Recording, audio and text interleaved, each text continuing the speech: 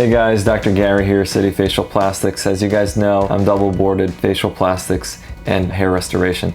And here I am doing a reaction video to Nathaniel Drew. He has a really cool YouTube channel, and it was recommended by some folks online that I take a look at his video on I'm going bald, so I shaved my head. And let's take a look and I'll give you guys my thoughts. As I'm getting older, I've noticed that I'm starting to lose my hair. What?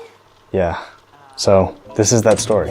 Yeah, it's a pretty common experience for a lot of men and women, and they come to me with questions about their hair for hair restoration. And as you guys know, I have had my own journey and struggles with hair, which I share on my YouTube channel. This might not make a whole lot of sense to a lot of you. That's okay. I'm doing this for me as a way to sort of deal with an inner demon. This is an insecurity of mine that I have lost far too much mental energy on, and I just want to move on with my life. You might see me as having a full head of hair, but my hairline is very much receding. I see my hair thinning.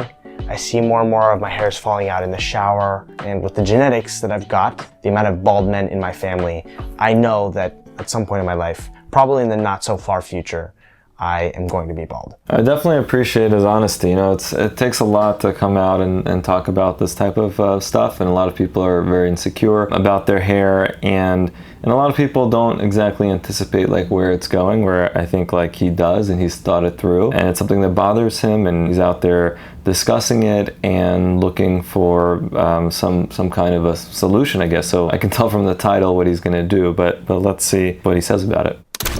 Let me give a little bit of context as to why I'm doing this. I just ran my hands through my hair. Just, the last 60 seconds. So I'm seeing these hairs on his bathtub floor here, and 50 to 150 hairs a day is a normal amount for shedding. But if you're seeing more than that, or if the amount of hairs is picking up, then that's something that you should potentially at least know that may not be completely normal, and you might be at a point of accelerated hair loss. That's a lot of hair that has come out.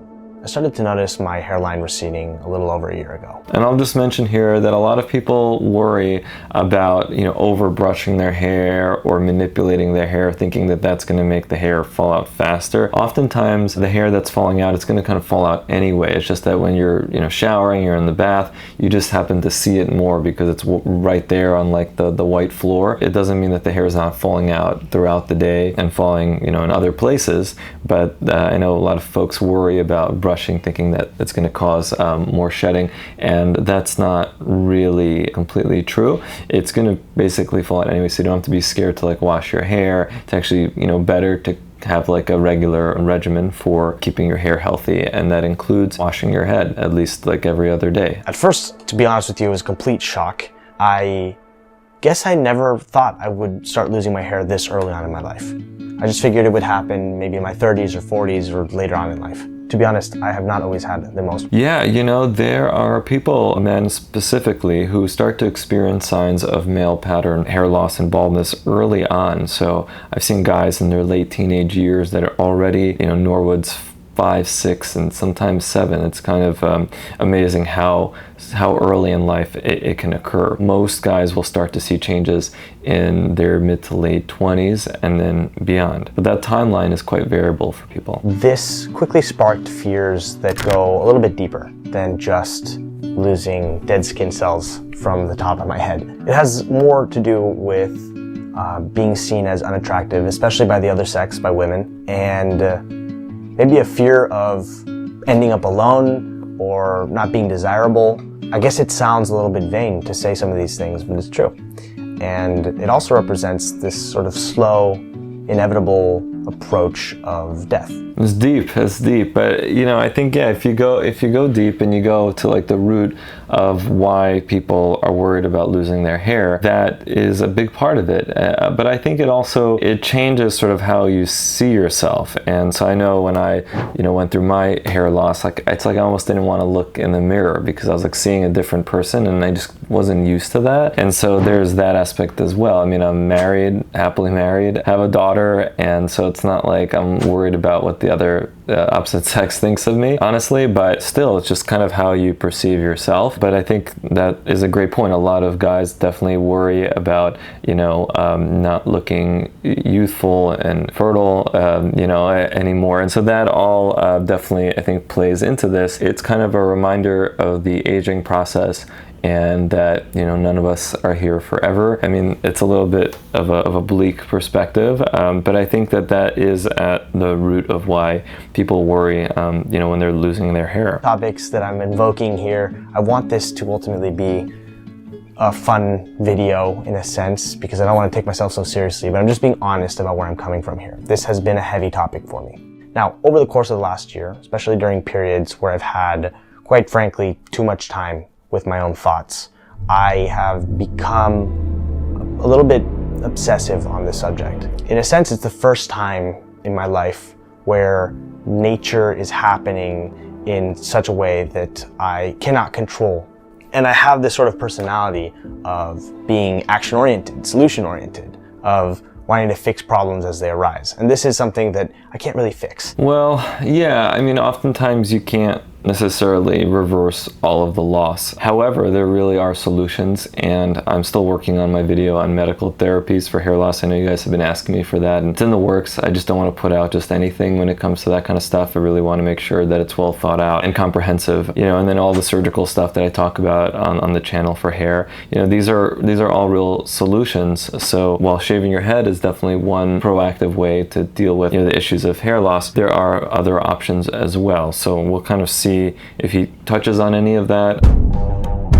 Welcome to my bathroom. The moment of truth has arrived. I'm enlisting the help of my friend, Ricky. I'm nervous for you a little bit. I was doing totally fine until this morning, and since this morning, my heart has been pounding out of my chest. I need to just do this. I need to demystify this. The time has come.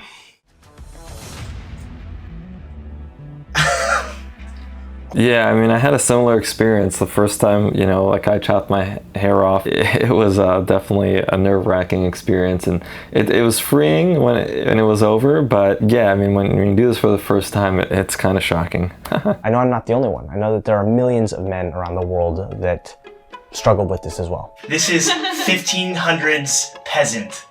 Especially the one curl on the side. Yeah, I live in Germany in 1612. This is looking good though. This is looking good. I'm lacking the materials to do this properly. This is looking god-awful so far. Oh my god, alright, continue. She doesn't strike me as a trained professional in the art of cutting hair. Let's go. You're placing the hair on my shoulder? That's one form of transplant. Scalp to shoulder. I know there are solutions out there, and they are improving with time, but still, as of today, all solutions out there have their drawbacks. Most of them are either expensive or painful, and sometimes there are negative side effects like permanent impotence. Yeah, I think the permanent impotence part has been largely debunked when it comes to Propecia and finasteride. 99.9+% chance. There are very few case reports out there of permanent impotence, and usually that's from other comorbidities that have led to that as opposed to the actual drug itself. People who experience sexual side effects of finasteride can come off of it and almost be guaranteed that the effects will reverse and they'll be normal again when it comes to those types of side effects. But there's a lot of information out there on the web and people searching and getting kind of freaked out, and I understand that. But he is right that every potential solution has its drawbacks, including shaving your head, which then you look very different than when you started. So it all has, there's always pros and cons to every strategy that you enlist. So you just want to leave this section here? Yeah. That's Ronaldo from the World Cup. This is probably the worst haircut I've gotten ever in my life. I would never shame any man for getting surgery or looking into or taking any of these potential solutions. And who knows, maybe I will down the road. It's hard to say, things can change. But I'm coming at all of this from a different angle. I don't even want to consider this a problem in the first place. I don't want to feel like I have to fix something about myself. Yeah, it's interesting. We've turned it into like a condition, but it's a natural part of aging. And a lot of what I do is reversing the clock to some degree, or at least attempting to. Yeah, I mean, there is something to be said for just accepting the aging process, but it's not easy. It's not easy, and a lot of people struggle with it, and there are things to help when it comes to surgical and non-surgical ways of aesthetically kind of trying to make people feel and look younger. But that being said, you know, there's also the perspective of, well, let's all just age gracefully and not worry about trying to correct something that isn't necessarily broken. And I value that perspective as well. I don't want to go through life feeling like I'm hiding. I don't want to apologize for who I am. I don't want to conform to somebody else's idea of what I should look like. I'm not interested in doing any of those things.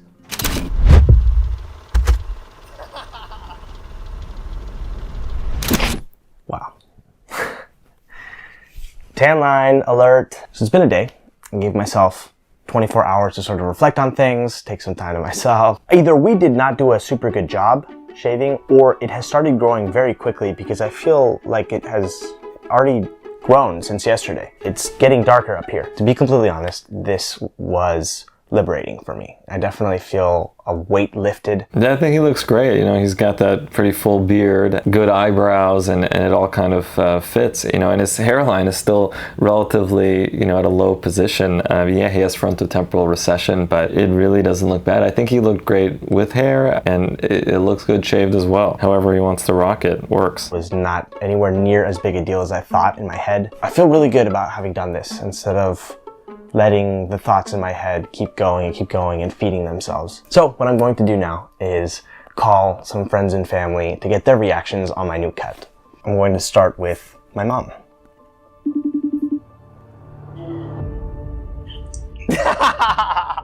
What do you think? What do you think? What do I think? Well, you look great. You have the most gorgeous eyes. Thanks. Oh my God, nothing like a great mom to bolster your spirits. My lord. Wow. What do you think? Oh my goodness, kind of cool. What the fuck? Oh my God. No way!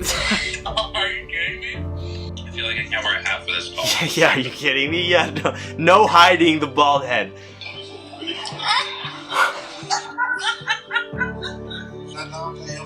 Je suis dans un problème. I'm sick of worrying about it. I got so sick of worrying about it. Honestly, it was nowhere near as big a deal as I thought. I feel pretty decent about it, honestly. Je voulais juste te dire que tu m'as inspiré. Voilà. Okay, so it has been a couple of weeks now, and the look is starting to grow on me. My conclusions are that this whole experiment, this whole challenge that I put myself through has helped me go from worrying about this a lot to not worrying about it very much anymore. Like, I'm over it. Facing it like this made me realize that it's not a big deal. I just needed to see it to demystify this, and now I feel like I can move on.